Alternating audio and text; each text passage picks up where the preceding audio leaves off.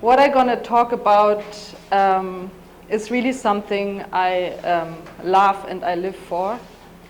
And I envy you in a way. Like, as I was a child, I wanted to become a veterinarian. But because I always have been extremely close to animals. But for some reasons, it came different. I studied visual arts. But animal cruelty is something that really, really matters to me. And maybe I felt I couldn't stand it to address it because it's too personal.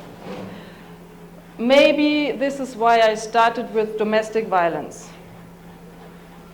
And I had I'm going to go into this later. Let me quickly say something about this.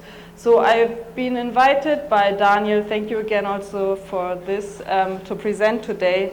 And he was asking me, he knows me from an exhibition I had recently at the SG Mall, but also probably for the field work we are doing with horses in Accra area. And so he was asking me to give some hands-on examples on animal welfare.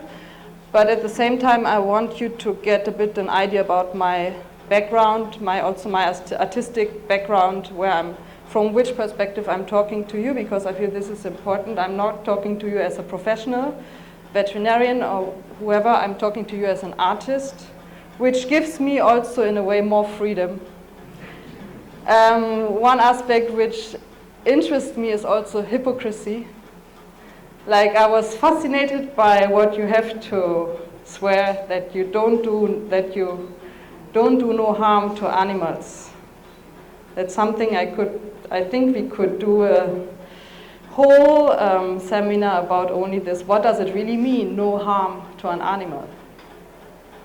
And it's also the reason, like you see, I set up a network, a research network, which is also connected to my PhD, but also to field work that we do.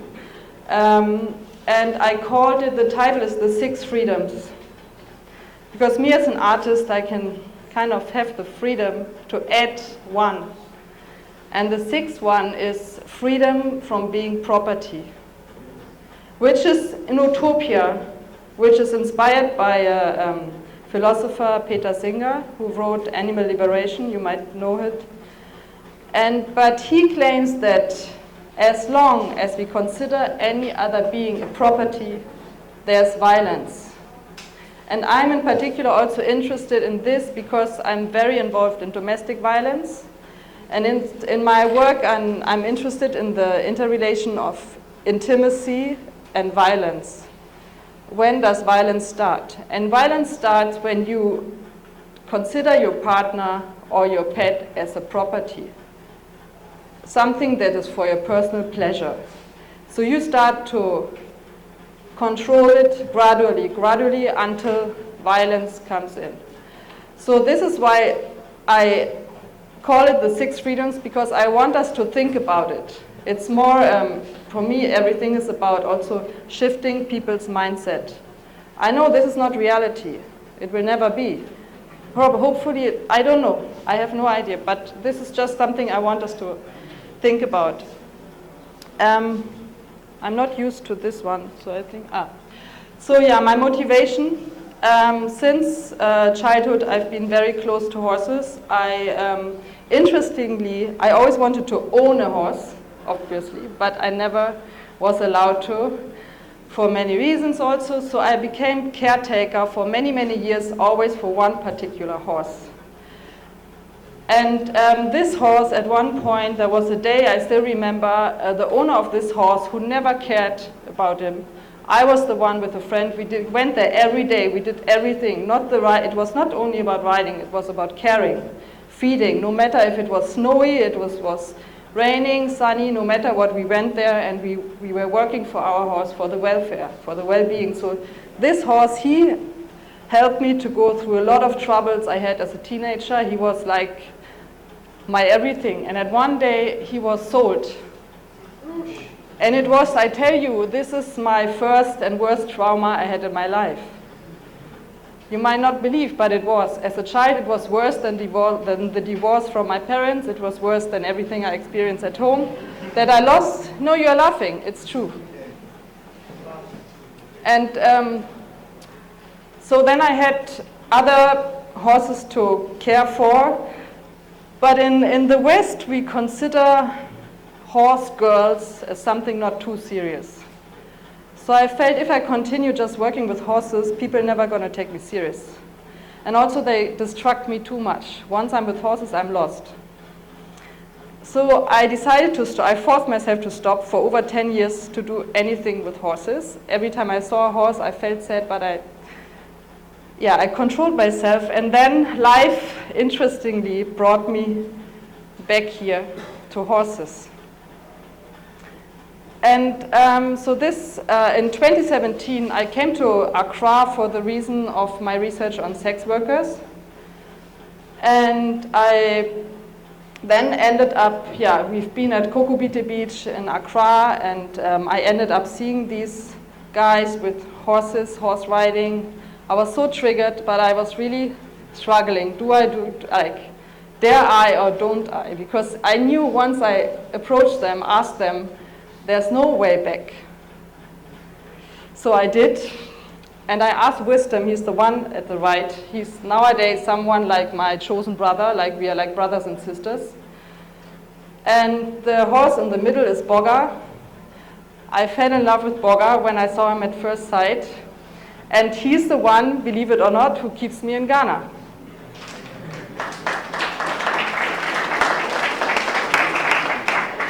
And since I'm back into horses, I feel stable. I feel this is where I'm supposed to be. Before I was very restless. I've been researching, working in different countries. After some years I was bored. I studied somewhere else. And now that I'm here and I feel everything falls in place, I feel this is where I want to expand. That I now have the opportunity to talking to you as veterinary student means really a lot to me.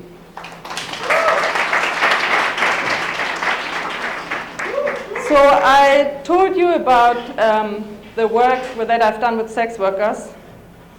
And now when I look back at my work, this is almost, I don't know how many, this was 2014 I've done this. This was my master's in Antwerp, and I've been working with women in Brussels. And she is Caroline. It's similar with animals, with human interactions, I'm also on long term. So I still know her, I've seen her this year. And I had some few women with that we've been working, kept on working over many, many years. Because for me it's always trust is something very important no matter what I do. So I also, as coming from a photography, documentary background, was always trying to find new perspective as an artist on social issues. How can we really tackle social issues, involve the audience, make it universal, and not just enjoy ourselves, use it as entertainment, victimize the people we are looking at. So I used a lot of metaphors in my work. I always tried my work to look like you don't really know where this happens, but you can kind of relate to it. If you look at it, you don't know at first that this is about sex work. Because for me, it was never about sex work as such. It was also about social violence. How do we confine women? How do we confine certain subjects? About many, many other aspects.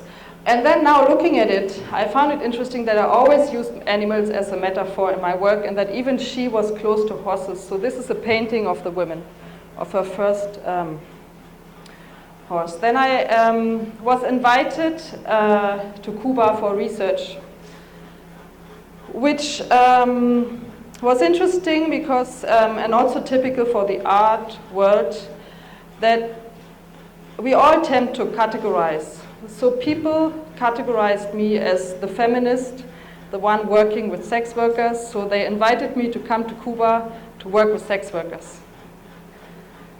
And I find this very problematic.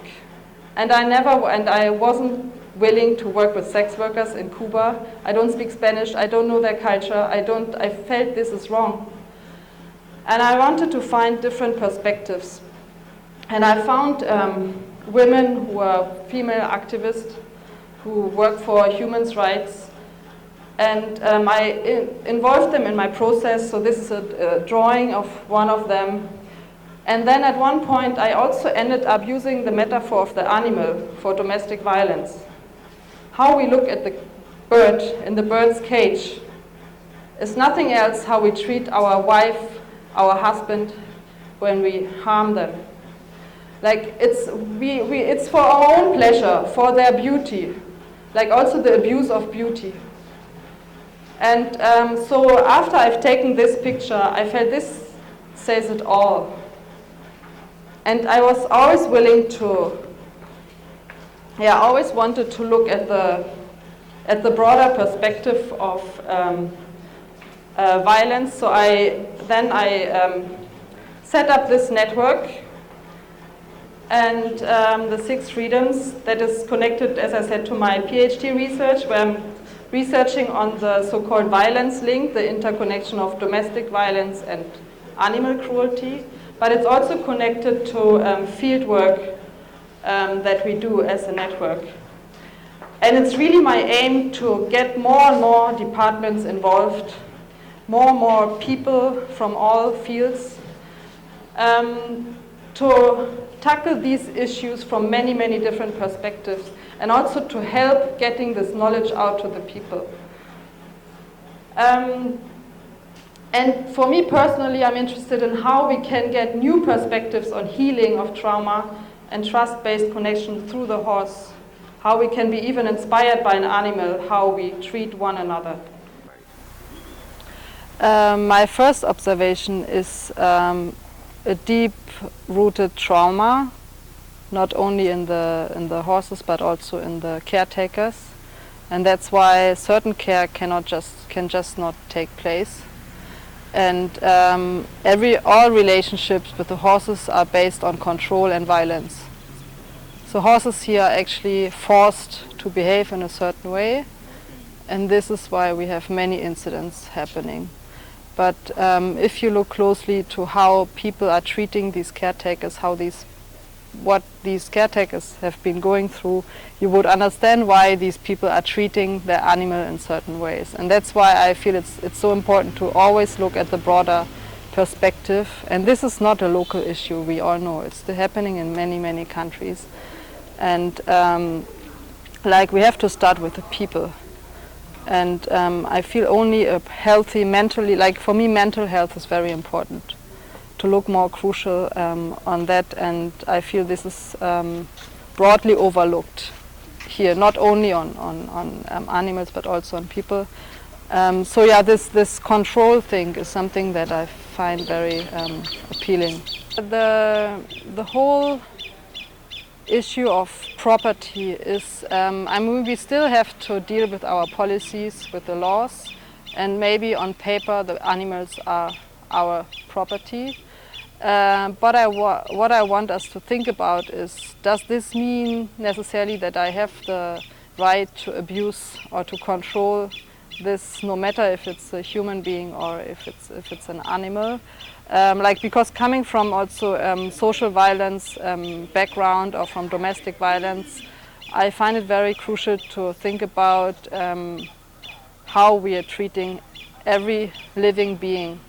And so I feel having ownership as something kind of problematic in mind, but something we have to deal with is important in particular for welfare. But because I can own my animals, and it doesn't mean that I can still I feel we have power, we have a lot of responsibility, because we are the one in charge. As human beings, we are the one in power, in charge. So, and it's so easy to abuse this. And this is where our responsibility comes in, and this is where we have to start thinking about what does it mean I own an animal.